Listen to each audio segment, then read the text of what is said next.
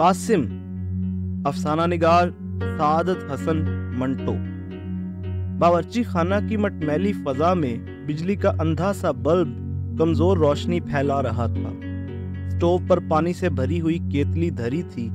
پانی کا کھولاؤ اور سٹوو کے حلق سے نکلتے ہوئے شعلے مل جل کر مسلسل شور برپا کر رہے تھے۔ انگیٹھیوں میں آگ کی آخری چنگاریاں راکھ میں سو گئی تھیں۔ دور کونے میں قاسم 11 برس کا لڑکا برتن مانجنے میں مصروف تھا۔ یہ ریلوے انسپیکٹر صاحب کا بوائے ہے۔ برتن صاف کرتے وقت یہ لڑکا کچھ گنگنا رہا تھا۔ یہ الفاظ ایسے تھے جو اس کی زبان سے بغیر کسی کوشش کے نکل رہے تھے۔ جی آیا صاحب، جی آیا صاحب، بس ابھی صاف ہو جاتے ہیں صاحب۔ ابھی برتنوں کو راکھ سے صاف کرنے کے بعد انہیں پانی سے دھو کر کرینے سے رکھنا بھی تھا، اور یہ کام جلدی سے نہ ہو سکتا تھا۔ لڑکے کی آنکھیں نیند سے بند ہوئی جا رہی تھیں۔ سر سخت بھاری ہو رہا تھا، مگر کام کیے بغیر آرام یہ کیوں کر ممکن تھا؟ سٹوو پر بدستور ایک شعلے کے ساتھ نیلے شعلوں کو اپنے حلق سے اگل رہا تھا۔ کیتلی کا پانی اسی انداز میں کھلکھلا کر ہنس رہا تھا۔ دفعتاً لڑکے نے نیند کے ناقابل مغلوب حملے کو محسوس کر کے اپنے جسم کو ایک جنبش دی اور جی آیا صاحب گنگناتا پھر کام میں مشغول ہو گیا۔ دیوار گیروں پر چنے ہوئے برتن سوئے ہوئے تھے۔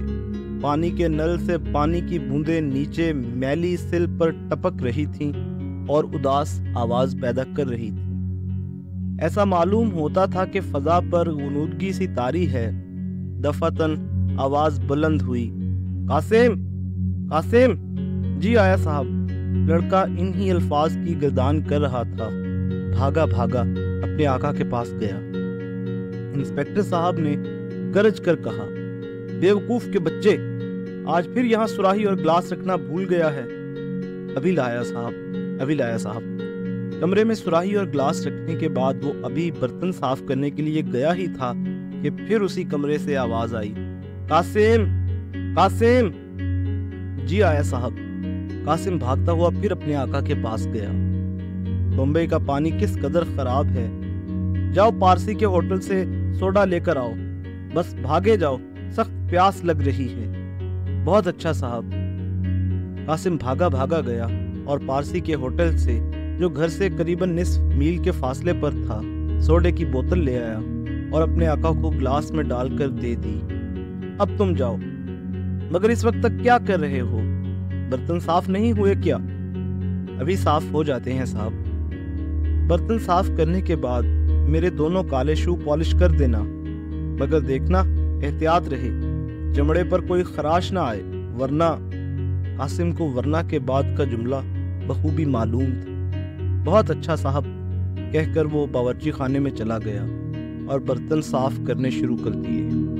اب نیند اس کی آنکھوں میں سمٹی چلی آ رہی تھی، پلکیں آپس میں ملی جا رہی تھیں، سر میں پگھلا ہوا سیسا اتر رہا تھا۔ یہ خیال کرتے ہوئے کہ صاحب کے بوٹ بھی ابھی پالش کرنے ہیں، قاسم نے اپنے سر کو زور سے جنبش دی اور وہی راگ الاپنا شروع کر دیا، جی آیا صاحب، جی آیا صاحب، بوٹ صاف ہو جاتے ہیں صاحب۔ مگر نیند کا طوفان ہزار بند باندھنے پر بھی نہ رکا۔ اب اسے محسوس ہوا کہ نیند ضرور غلبہ پا کے رہے گی، پر ابھی برتنوں کو دھو کر انہیں اپنی جگہ پر رکھنا باقی تھا۔ جب اس نے یہ سوچا تو ایک عجیب و غریب خیال اس کے دماغ میں آیا، بھاڑ میں جائیں برتن اور چولہے میں جائیں شو، کیوں نہ تھوڑی دیر اسی جگہ سو جاؤں اور پھر چند لمحہ آرام کرنے کے بعد۔ اس خیال کو باغیانہ تصور کر کے قاسم نے ترک کر دیا اور برتنوں پر جلدی جلدی راکھ ملنا شروع کر دی۔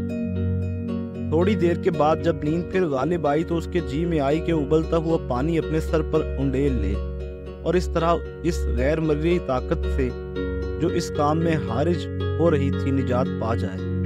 مگر پانی اتنا گرم تھا کہ اس کے بھیجے تک کو پگھلا دیتا۔ چنانچہ منہ پر ٹھنڈے پانی کے چھینٹے مار مار کر اس نے باقی ماندہ برتن صاف کیے۔ یہ کام کرنے کے بعد اس نے اطمینان کا سانس لیا۔ اب وہ آرام سے سو سکتا تھا اور نیند وہ نیند جس کے لیے اس کی آنکھیں اور دماغ اس شدت سے انتظار کر رہے تھے اب بالکل نزدیک تھی۔ باورچی خانے کی روشنی گل کرنے کے بعد قاسم نے باہر برآمدے میں اپنا بستر بچھا لیا اور لیٹ گیا۔ اس سے پہلے کہ نیند اسے اپنے نرم نرم بازوؤں میں تھام لے، اس کے کان شو شو کی آواز سے گونج اٹھے۔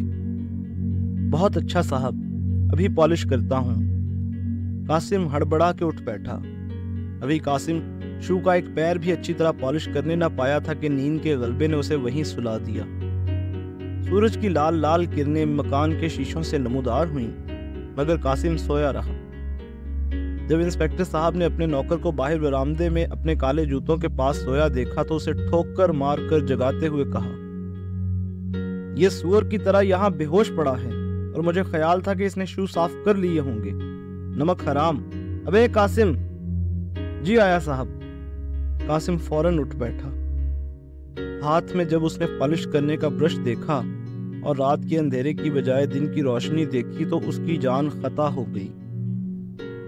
میں سو گیا تھا صاحب، مگر شو ابھی پالش ہو جاتے ہیں صاحب۔ یہ کہہ کر اس نے جلدی جلدی پالش کرنا شروع کر دیا۔ پالش کرنے کے بعد اس نے اپنا بستر بند کیا اور اسے اوپر کے کمرے میں رکھنے چلا گیا۔ قاسم! جی آیا صاحب۔ قاسم بھاگا ہوا نیچے آیا اور اپنے آقا کے پاس کھڑا ہو گیا۔ دیکھو، آج ہمارے یہاں مہمان آئیں گے، اس لیے باورچی خانہ کے تمام برتن اچھی طرح صاف کر رکھنا۔ فرش دھلا ہوا ہونا چاہیے۔ اس کے علاوہ تمہیں ڈرائنگ روم کی تصویریں، میزیں اور کرسیاں بھی صاف کرنا ہوں گی، سمجھے؟ خیال رہے، میری میز پر ایک تیز دھار والا چاقو پڑا ہے، اسے مت چھیڑنا۔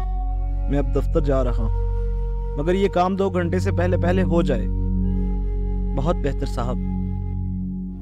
انسپکٹر صاحب دفتر چلے گئے۔ قاسم باورچی خانہ صاف کرنے میں مشغول ہو گیا۔ 1.5 گھنٹے کی انتھک محنت کے بعد اس نے باورچی خانہ کا سارا کام ختم کر دیا اور ہاتھ پاؤں صاف کرنے کے بعد جھاڑن لے کر ڈرائنگ روم میں چلا گیا۔ وہ ابھی کرسیوں کو جھاڑن سے صاف کر رہا تھا کہ اس کے تھکے ہوئے دماغ میں ایک تصویر سی کھنچ گئی۔ کیا دیکھتا ہے کہ اس کے گرد برتن ہی برتن پڑے ہیں اور پاس ہی راکھ کا ایک ڈھیر لگ رہا ہے۔ ہوا زوروں پر چل رہی ہے جس سے وہ راکھ اڑ اڑ کر فضا کو خاکستری بنا رہی ہے۔ یکایک اس ظلمت میں ایک سرخ آفتاب نمودار ہوا جس کی کرنیں سرخ برچھیوں کی طرح ہر برتن کے سینے میں گھس گئیں۔ زمین خون سے شرابور ہو گئی۔ قاسم دہشت زدہ ہو گیا اور اس وحشت ناک تصور کو دماغ سے جھٹک کر جی آیا صاحب کہتا پھر اپنے کام میں مشغول ہو گیا۔ تھوڑی دیر کے بعد اس کے تصور میں ایک اور منظر رقص کرنے لگا۔ چھوٹے چھوٹے لڑکے آپس میں کوئی کھیل کھیل رہے تھے۔ دفعتاً آندھی چلنے لگی جس کے ساتھ ہی ایک بدنما اور بھیانک دیو نمودار ہوا۔ یہ دیوان سب لڑکوں کو نکل گیا۔ قاسم نے خیال کیا کہ وہ دیو اس کے آقا کے ہم شکل تھا، وہ کہ قد و قامت کے لحاظ سے وہ اس سے کہیں بڑا تھا۔ اب اس دیو نے زور زور سے ڈکارنا شروع کیا۔ قاسم سر سے پیر تک لرز گیا۔ ابھی تمام کمرہ صاف کرنا تھا اور وقت بہت کم رہ گیا تھا۔ چنانچہ قاسم نے جلدی جلدی کرسیوں پر جھاڑن مارنا شروع کیا۔ کرسیوں کا کام ختم کرنے کے بعد وہ میز صاف کرنے کے لیے بڑھا تو اسے خیال آیا، آج مہمان آ رہے ہیں، خدا معلوم کتنے برتن صاف کرنا پڑیں گے۔ نیند کمبخت پھر ستائے گی، مجھ سے تو کچھ بھی نہ ہو سکا۔ وہ یہ سوچ رہا تھا اور میز پر رکھی ہوئی چیزوں کو پونچھ رہا تھا۔ اچانک اسے قلمدان کے پاس ایک کھلا ہوا چاقو نظر آیا، وہی چاقو جس کے متعلق اس کے آقا نے کہا تھا بہت تیز ہے۔ چاقو کا دیکھنا تھا کہ اس کی زبان پر یہ لفظ خود بخود جاری ہو گئے، چاقو، تیز دھار چاقو، یہی تمہاری مصیبت ختم کر سکتا ہے۔ کچھ اور سوچے سمجھے بغیر قاسم نے تیز دھار چاقو اٹھا کر اپنی انگلی پر پھیر لیا۔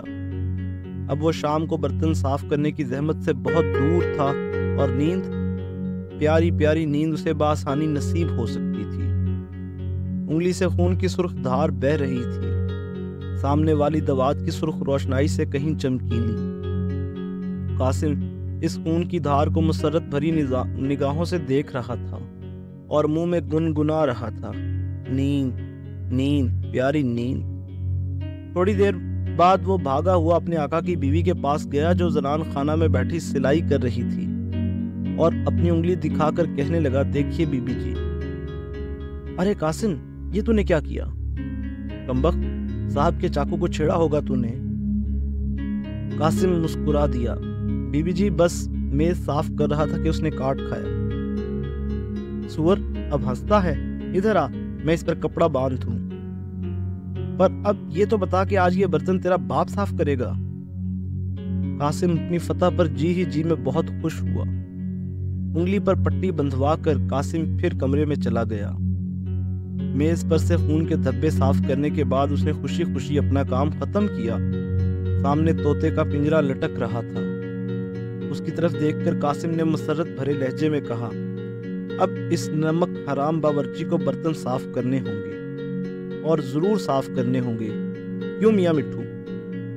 शाम के वक्त मेहमान आए और चले गए। बावर्ची खाने में झूठे बर्तनों का एक तोमार सा लग गया। इंस्पेक्टर साहब कासिम की उंगली देखकर बहुत बरसे और जी खोलकर उसे गालियां दी, मगर उसे मजबूर न कर सके। शायद इस वजह से कि एक बार उनकी अपनी उंगली में कलम तराश चुभ जाने से बहुत दर्द हुआ था। आका की खफगी आने वाली मसरत ने भुला दी और कासिम कूदता फांदता अपने बिस्तर पर जा लेटा। 3-4 रोज तक वो बर्तन साफ करने की जहमत से बचा रहा, मगर इसके बाद उंगली का जख्म भर आया। अब वही मुसीबत फिर नमूदार हो गई। कासिम, साहब की जुराबें और कमीज धो डालो। बहुत अच्छा बीबी जी। कासिम, इस कमरे का फर्श कितना मैला हो रहा है, पानी लाकर अभी साफ करो।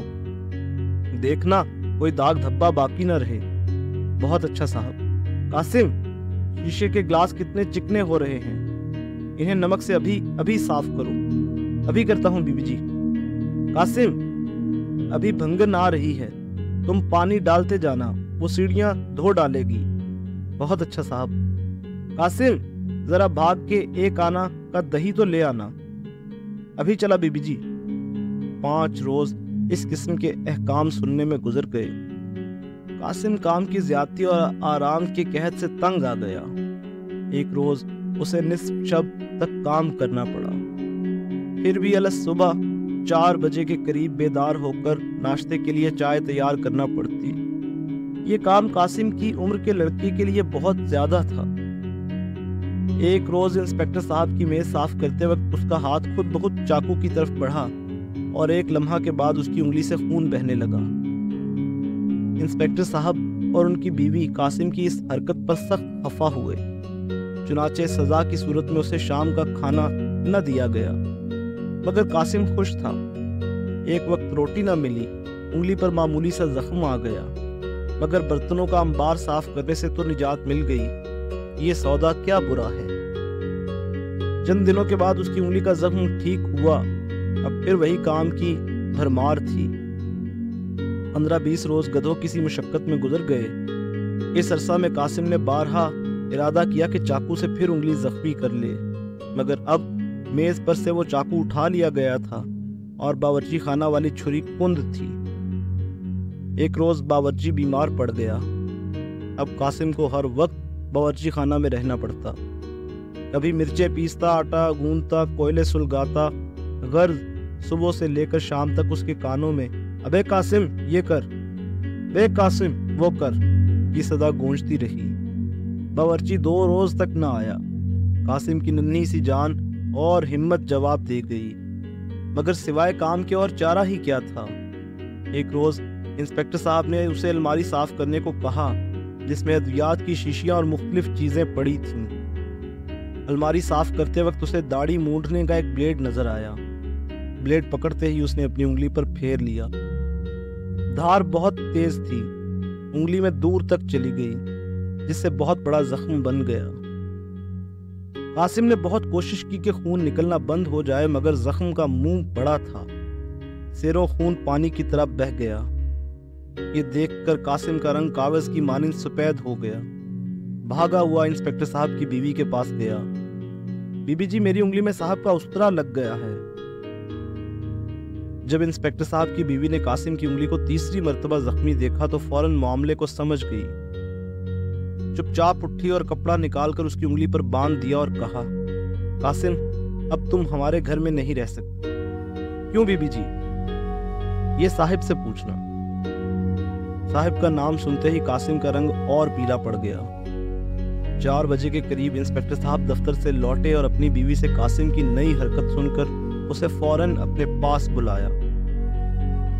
क्यों मियां, ये उंगली हर रोज जख्मी करने की क्या मानी? कासिम खामोश खड़ा रहा। तुम नौकर लोग ये समझते हो कि हम अंधे हैं और हमें बार बार धोखा दिया जा सकता है? अपना बोरिया बिस्तर दबाकर नाक की सीध में यहां से भाग जाओ। हमें तुम जैसे नौकरों की जरूरत नहीं है, समझे? मगर साहब का बच्चा, भाग जाए यहां से। तेरी बकाया तनख्वाह का एक पैसा भी नहीं दिया जाएगा। अब मैं और कुछ नहीं सुनना चाहता। कासिम को अफसोस ना हुआ बल्कि उसे खुशी महसूस हुई कि चलो काम से कुछ देर के लिए छुट्टी मिल गई। घर से निकलकर वो अपनी जख्मी उंगली से बेपरवाह सीधा चौपाटी पहुंचा और वहां साहिल के पास एक बेंच पर लेट गया और खूब सोया। चंद दिनों के बाद उसकी उंगली का जख्म बदएहतियाती के बायस सेप्टिक हो गया। सारा हाथ सूज गया। जिस दोस्त के पास वो ठहरा था उसने अपनी दानिश के मुताबिक उसका बेहतर इलाज किया, मगर तकलीफ बढ़ती गई। आखिर कासिम खैराती अस्पताल में दाखिल हो गया जहां उसका हाथ काट दिया गया। अब जब कभी कासिम अपना कटा हुआ टुंड मुंड हाथ बढ़ाकर फ्लोरा फाउंटेन के पास लोगों से भीख मांगता है तो उसे वो ब्लेड याद आ जाता है जिसने उसे बहुत बड़ी मुसीबत से निजात दिलाई। अब वो जिस वक्त चाहे सर के नीचे अपनी गुदड़ी रखकर फुटपाथ पर सो सकता है। उसके पास टीन का एक छोटा सा भुमका है जिसको कभी नहीं मांझता, इसलिए कि उसे इंस्पेक्टर साहब के घर के वो बर्तन याद आ जाते हैं जो कभी खत्म होने में नहीं आते थे।